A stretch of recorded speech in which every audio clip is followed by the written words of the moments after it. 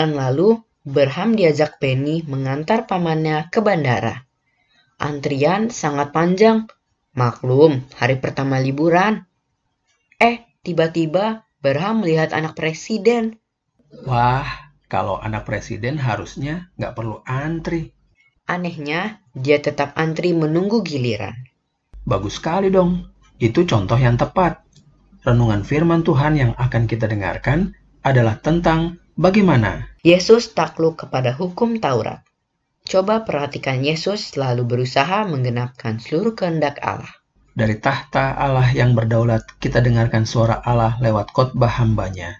Perhatikan baik-baik ya. Adik-adik, sebelum kita berpetualang dalam kerajaan Allah, yuk kita berdoa terlebih dahulu. Mari kita berdoa.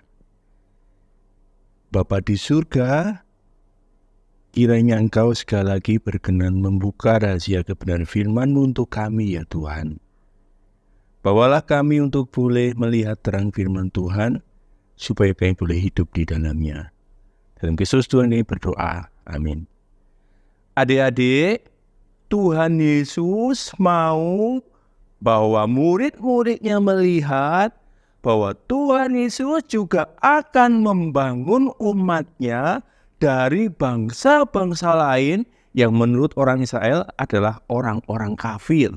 Jadi Tuhan Yesus juga mau membawa umatnya itu dari bangsa-bangsa di luar Israel.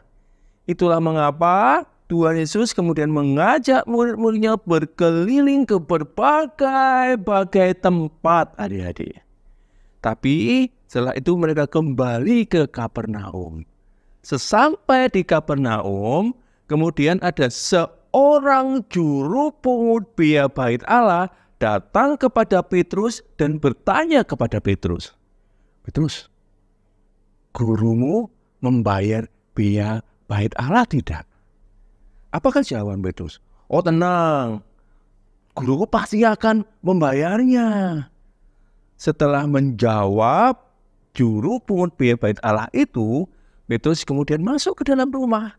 Di dalam rumah, sebelum dia berkata apa-apa, Tuhan Yesus sudah bertanya kepada Petrus. "Petrus, raja-raja dunia ini memungut pajak dari mana? Dari rakyatnya atau dari orang-orang asing?" Petrus dengan lantang jawab, "Oh ya tentu dari orang-orang asing, guru." Adik-adik, kalian bisa melihat tidak ada ketidakkonsistenan jawaban Petrus kepada juru pungut biaya bait Allah itu dan kepada Tuhan Yesus. Kepada juru pungut bait Allah, dia mengatakan, "Oh tenang, guru akan membayarnya." Tapi ketika menjawab Tuhan Yesus, Petrus menyatakan, pajak itu dari orang asing. Adik-adik, kalau berbicara tentang bait Allah, itu berarti berbicara tentang kerajaan Allah. Kalau berbicara tentang kerajaan Allah, Petrus seharusnya tahu bahwa Tuhan Yesuslah adalah rajanya. Sehingga seharusnya Tuhan Yesus tidak perlu membayar biaya bait Allah itu. Justru seharusnya orang-orang itu membawa persembahan kepada Tuhan Yesus. Di situ letak ketidakkonsistenan Petrus dalam menjawab. Wah, ini berarti ketika Petrus mendapatkan pertanyaan dari Tuhan Yesus, dia sadar, wah, aku salah. Bagaimana ini? Tetapi Tuhan Yesus mengerti pergumulan itu. Itulah mengapa kemudian Tuhan Yesus berbicara kepada Petrus. Tetapi supaya kita tidak menjadi batu sandungan, maka pergilah kamu memancing ikan di danau. Tunggu. Apa hubungannya antara membayar biaya bait Allah untuk tidak menjadi batu sandungan dan pergi memancing ke danau? Apa hubungannya? Adik-adik, di sini tentu Petrus tidak mempunyai bayangan sama sekali bahwa inilah jalan keluar yang Tuhan Yesus sediakan untuknya, supaya dia tidak mendapatkan malu.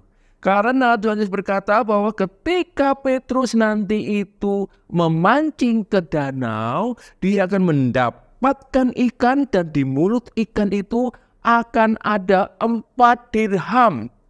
Dan 2 untuk membayar bea bait Allah atas nama Tuhan Yesus. Yang 2 lagi untuk membayar bea bait Allah atas nama Petrus. Adik-adik, 2 dirham itu sebenarnya seberapa sih? Itu adalah upah kerja orang selama 2 hari. Dan dari sini kita belajar apa adik-adik? Kita seringkali karena tidak mempunyai iman yang sejati kepada Tuhan Yesus, akibatnya ketika ada orang yang bertanya tentang iman, kita akan menjawab ngawur. Seperti tadi Petrus adik-adik. Seharusnya dia menjawab, "Lo enggak perlu, karena guruku adalah raja dari kerajaan Allah." Tapi karena dia belum mempunyai iman yang sejati, jawabannya akan menjadi ngawur. Tetapi di sisi lain, kita belajar bahwa Tuhan menyediakan jalan keluar sehingga Petrus tidak mendapatkan malu dan mereka tidak menjadi batu sandungan. Apa artinya? Karena Tuhan Yesus mau agar sikap yang Tuhan Yesus pilih nanti tidak membuat juru pungut bea bait Allah itu menjadi jauh dari berita Injil. Tuhan Yesus mau supaya apa yang dilakukan oleh Tuhan Yesus itu boleh membawa dia dekat kepada berita Injil. Mengapa? Karena tidak ada keselamatan yang didapatkan dari orang-orang yang taat kepada ritual-ritual keagamaan. Keselamatan itu hanya ada di dalam Kristus Yesus Tuhan. Di sini adik-adik kita diingatkan supaya kita juga mempunyai semangat, juga mempunyai kasih seperti Tuhan Yesus. Agar apa? Agar kita mempunyai hati, agar rela berkorban, agar apa? Agar orang lain dapat mendengar berita Injil. Adik-adik, ketika kita mendapatkan berita Injil, itu bukan untuk kita nikmati sendiri, tapi Tuhan mau agar kita boleh menjadi saksinya, sehingga orang lain pun mendengarkan berita Injil itu. Kiranya petualangan kita kali ini pun boleh membawa kita, memberkati kita, sehingga kita boleh menjadi saksi Tuhan di tengah-tengah dunia ini. Mari kita berdoa. Bapa di surga, kami bersyukur, kami berterima kasih karena Engkau memberikan kami keselamatan di dalam Kristus Tuhan. Tetapi Engkau Bapa memanggil kami juga untuk menjadi saksi Tuhan, supaya dengan hidup kami orang-orang melihat keselamatan di dalam Kristus Yesus Tuhan. Tolonglah kami ya Tuhan, supaya kami boleh mempunyai hati yang mengasihi orang lain, sehingga kami mempunyai kerelaan untuk menjadi saksi Tuhan di tengah dunia ini.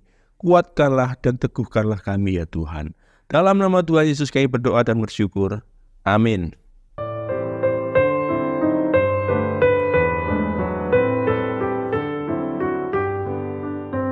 Aneh bin ajaib, Kristus kan anak Allah, menjadi ahli waris segala sesuatu. Tapi kenapa kewajibannya juga dilakukan? Jadi maksudmu Yesus bisa bertindak semaunya? Contoh hari ini kita lihat di mana bait Allah adalah rumah Bapanya. Harusnya Yesus tidak berkewajiban membayar bea untuk ibadah di bait Allah. Ingat, hikmat Allah memimpin kepada hidup yang berkenan kepada Allah dengan melakukan kewajiban yang menjadi berkat. Syukur kepada Allah karena kita telah dijadikan anak-anak kerajaan Allah dengan tekun menjalankan tugas kewajiban yang ringan maupun berat. Ingat semuanya demi kemuliaan Allah, dan mari kita baca terus firman Tuhan dari pasal 18 Injil Matius ayat 1-4.